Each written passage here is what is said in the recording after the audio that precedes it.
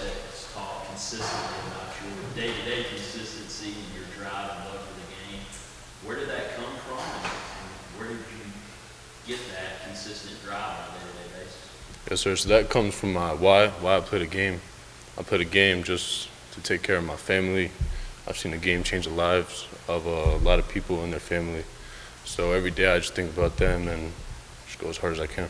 How did that intensify when you're going from Delaware to now at North Carolina playing for Coach Belichick? Yes, sir. I wouldn't say it intensified. I've always been that kid that's always doing extra and just always going as hard as I can go.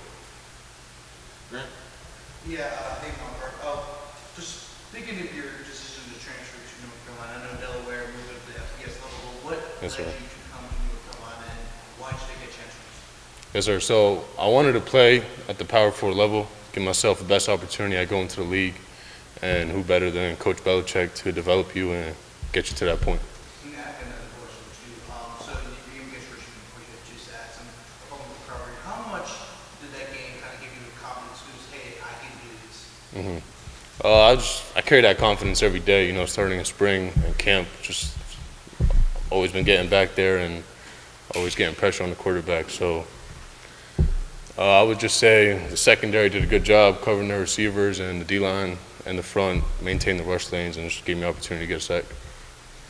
Could you take us through the Vegas story, Vegas shop story? Bagels. You met the player from Delaware and kind of got you involved there? Yeah, so the head coach at Delaware, his friend who played with him at Delaware, came to the bagel shop and he saw me working there, and he looked me up and down. He's like, "What are you doing here? Like, why are you making bagels?" I was like, "I'm in high school. Like, I'm just trying to make some money." And he was like, "Are you gonna play college football? Are you committed anywhere?" And I was like, "No." And at that point, I was either thinking about going JUCO or just working, just getting a job. And so yeah, he told me he would set me up, and he stuck with his word, and he got me down to Delaware. To clarify something, Yes, sir. in high school, was that maybe I wasn't injured. I was just played at a really small division and just wasn't really recruited out of high school. okay, so you show up to Delaware and you start passing guys by, did every kind of bagel related nicknames for you? I'm sorry, say that Any again? kind of bagel related nicknames or player names? No, This they. guy comes from outside, not the normal path, and they stand out, maybe get a nickname that's attached to us. Yeah, they tried, but I wasn't going for that. Yeah, How long did they try? a week, 2 weeks. And then you kind of made them realize that Yeah, it's not working. no. Let's go to Brian.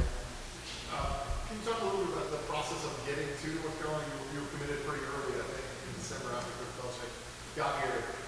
Did they contact you? Did you contact them? How did that process work? Yes, sir. So I entered the transfer portal, and then actually Coach Maniaco had texted me and had set up my visit to come here. I came here. He wasn't here, but I had talked to Freddie Kitchens, and we had a good conversation. And when I was on my way to Virginia Tech to go visit there, Coach Belichick called me. We had a great conversation, and really persuaded me to come here. You never made it to Virginia Tech. I didn't make it. I didn't make it, but I had UNC in my mind the whole time. Let's go to Michael. Michael Turner, WCHL.com. You mentioned you came from a pretty small high school program. Yes, sir. You started at Delaware, and now you're here at the Power 4 level playing in the ACC through Bill Belichick. Do you feel that coming from smaller programs in high school and then initially in college, it gives you kind of an extra grit or maybe a chip on your shoulder, a little extra something to prove at this level? Yeah, I feel like I carry myself with that chip, just the way I go to work and the way I just attack every day and I attack the game. Hey, Dylan Weisskopf, Target 24/7. You mentioned just now that Belichick called you when you were unready for Virginia Tech. When did you realize it was him? Did you have his number saved, or did you answer? And then what was your reaction to, first of all, talking to him, and second of all, what did he tell you? And how did that conversation go? It was Coach Kitchens who had called me, and he's like, "I'm gonna give the phone to the big man," and What went through your head at that point? it was surreal for sure. I remember watching him on television when I was a little kid, so to be on the phone with him was a great experience for me. And how did the call go? I mean, what was the conversation like? It was good. He just said he sees the potential in my film, and he thinks if I do the right things once I get here, that I have a good chance of playing at the next level. Joe. Pushing, I guess, a little bit away from you and your journey, but obviously you guys have got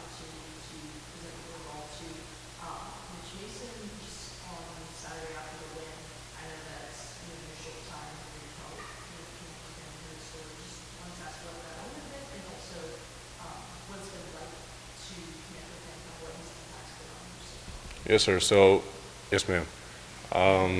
So I haven't been here as long as the other kids that have known Mitch. I haven't known him for as long as the other kids, but for the short time that I was here and he was here as well, he had a big impact on me. I remember in the weight room one day, I was lifting, and he comes up to me and he just sees like the face that I'm lifting with, and he was like, "Yeah," he's like, "I like that." He's like, "Don't make no friends." He was like, "Go earn what's yours," and it stuck with me. Yeah. It was when I first got here. I would say like in January. Yeah.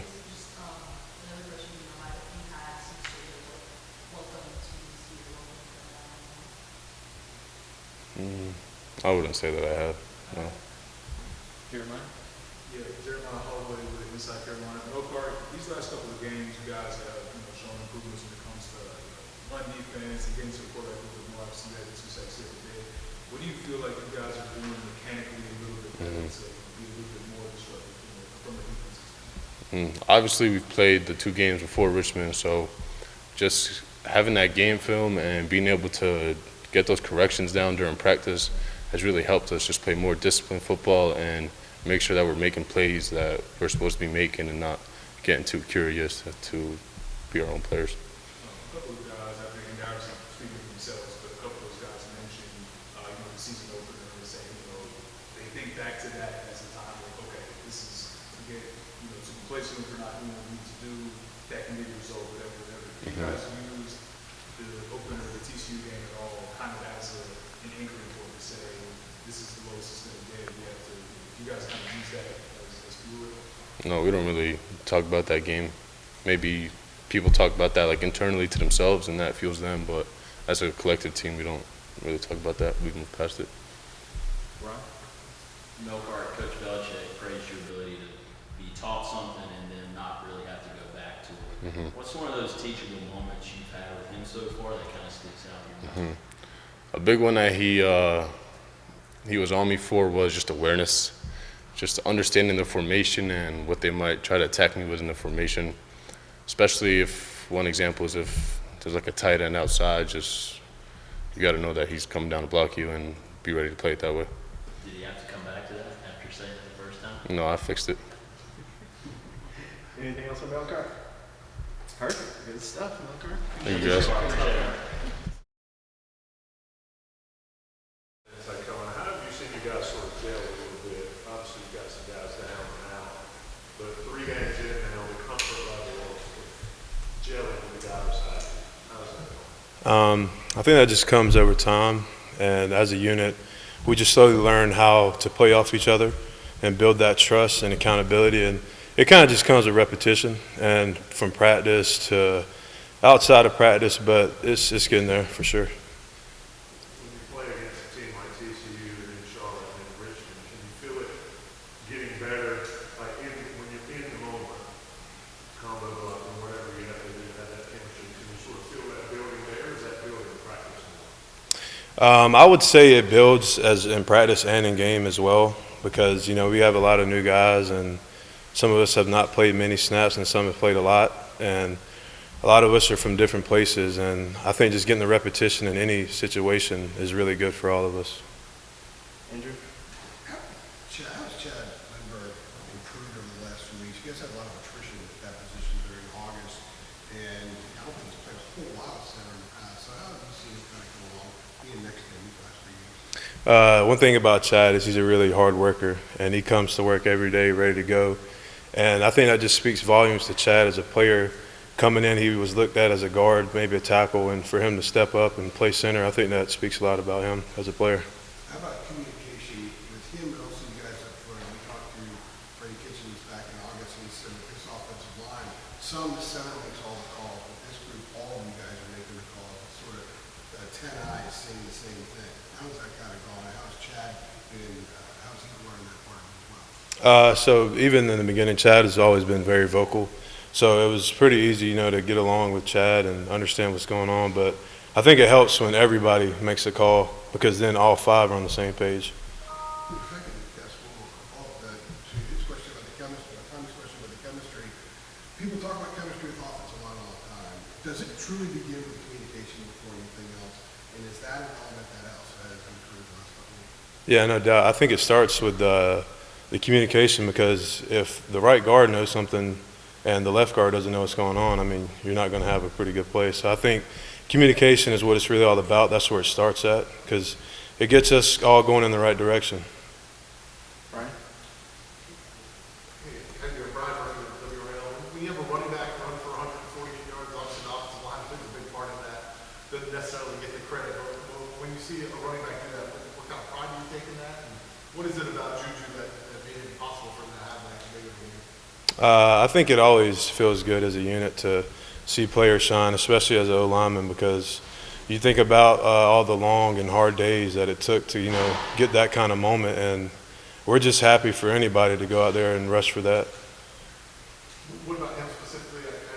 Coach Belichick described him as sort of a one-cut runner, puts his foot in the ground and goes.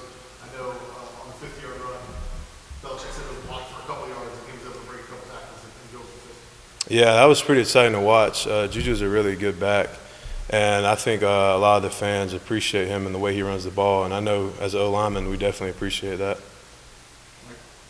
Hey, Daniel, Michael Coe, WCHL, ChapelBro.com. This program has a lot of players who transferred from Group of 5 or FCS schools. Belfort from Delaware, you came from Troy, Cristo, Lindbergh, of course, Gio from South Alabama. Do you feel like those types of players have a little bit more of an edge to them coming from smaller school than trying to prove yourself on the power conference stage? I don't know if I can really speak for everybody else, but I know for me, I definitely came in with an edge. I wanted to prove something in my career coming from a smaller school. I knew that I wanted to show the coaches that I could compete at this level and be a good player for this team. The last Sun Belt offensive lineman who came here was Lloyd Lampkin. He was pretty good. He was an All-American. Did he reach out to you when you committed? Have you heard from him at all? I spoke to him when he was up here training for the draft, and I talked to him a little bit. Nothing too crazy other than a good greeting, how's everything going. But I think that he's a great player. He does a lot of good things, and it wouldn't be bad to see him around more. Help him, or he could help us. Get more technique or whatever. Brian? Hey, Daniel, Rob Baxley, Federal Observer. How have you seen Gio develop and grow since the TCU game, and what is his demeanor been like in huddle and in practice and games in that regard since that one? I think the way that I view it is just execution. So I think not even Gio, just everybody. I think that we've all gotten better at execution, and I think we've all locked in and dialed in more to be better at our job and to help Gio more as an O-line, tight ends, receivers getting open more, us blocking longer. So I think it was more of a group thing as aside from an individual thing. Jeremiah? Yeah, Jeremiah Holloway with Inside Carolina. I actually was going to ask you a little bit about Gio too, particularly when it comes to blocking for him. Charlotte seemed like he's able to kind of get on the move a little bit more. You guys move the pocket for him, things like that. What's it been like blocking for him? Being a more mobile type quarterback and kind of, I guess, utilizing the pocket to his strengths. It's something I'm not used to. Where I came from, our quarterback wasn't very mobile. So for me as a player, it was something I had to get used to.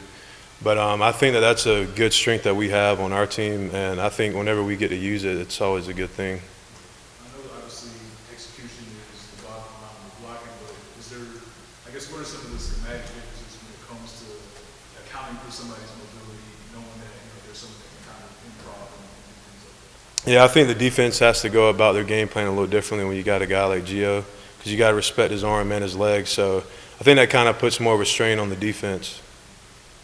Brent? Hey, Daniel, Grant Sasher of Tar Heels on SI. Speaking of the communication and everything, you guys will be going up to the UCF, playing at the Bounce House, which has been known as one of the rowdiest and loudest stadiums around college football. How do you guys make sure the calls and checks up front don't get lost in that type of environment? I think that we're going to practice some environments like that at practice, loud music, just to get used to that kind of environment. So we're going to go out there today and rep it today and be good at it. And last one for Shelby here. Shelby's also the new season leader. I asked just your teammate about this before him, but obviously you guys have had moments with the Game Bowl and continues to happen with the win with over Richmond. I'm curious, just in your short time here, what's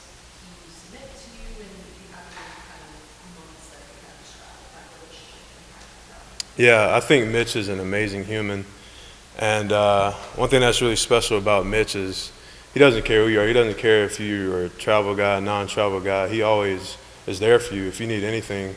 And I think that really speaks for his character as a man. And it made me so happy seeing him get that game ball. It meant a lot to me and the players, and I just couldn't be more happy for Mitch. Good stuff. Thank you so much. Thank you.